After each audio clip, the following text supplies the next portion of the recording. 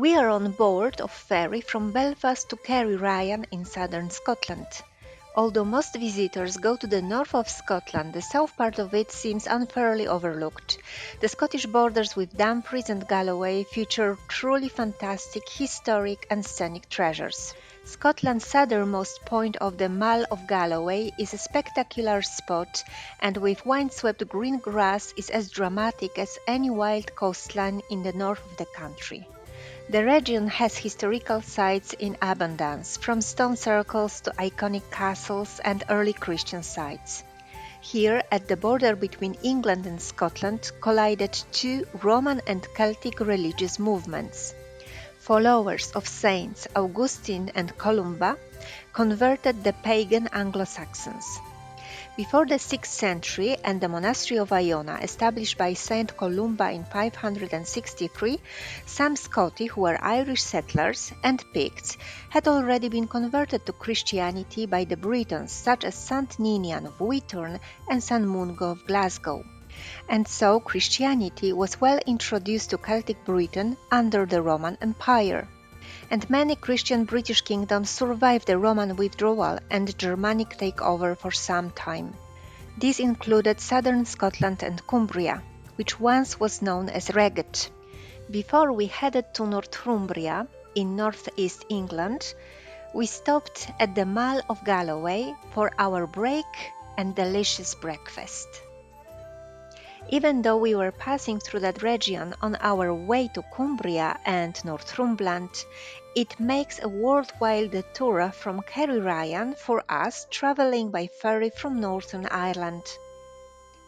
The Mull of Galloway is at the southern end of the Rins of Galloway, a peninsula on the southwest corner of Scotland. It is usually referred to as Scotland's Land's End. It was more rewarding for us to visit it, as it seems far remoter, wilder and less commercialized than elsewhere in Scotland. To get there, we headed south from the village Dramor. The winding, scenic road to the Mull of Galloway leads through the woods, the tunnels of trees, a picturesque coastline, numerous lakes and green fields with grazing domestic animals such as sheep, goats and cattle. In a windy weather like this, you can also hear the sea waves crashing against the shore. Galloway is a great place to explore, with animal experiences to stunning walks and lochs. Though the drive is lovely on its own, there are also plenty of stops to enjoy along the way.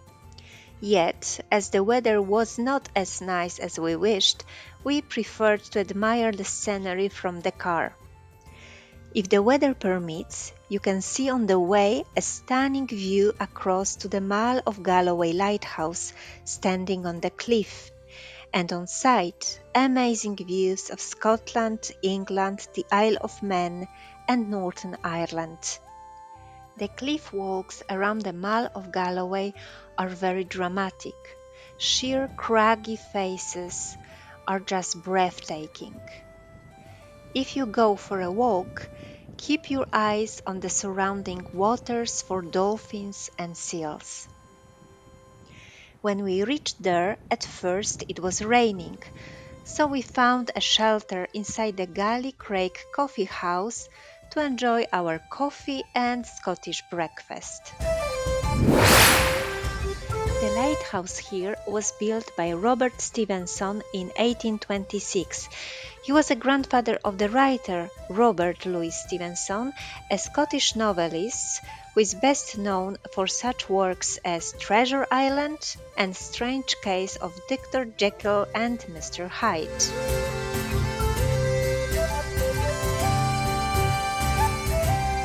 After delicious breakfast and a relaxing break in the award-winning Clifftop Coffee House at the Mull of Galloway, we headed towards the northeast of England. Yet before we reached the border, we paid a short visit at the Scottish ruins of Calaverock Castle on a beautiful stretch of the Solway coast.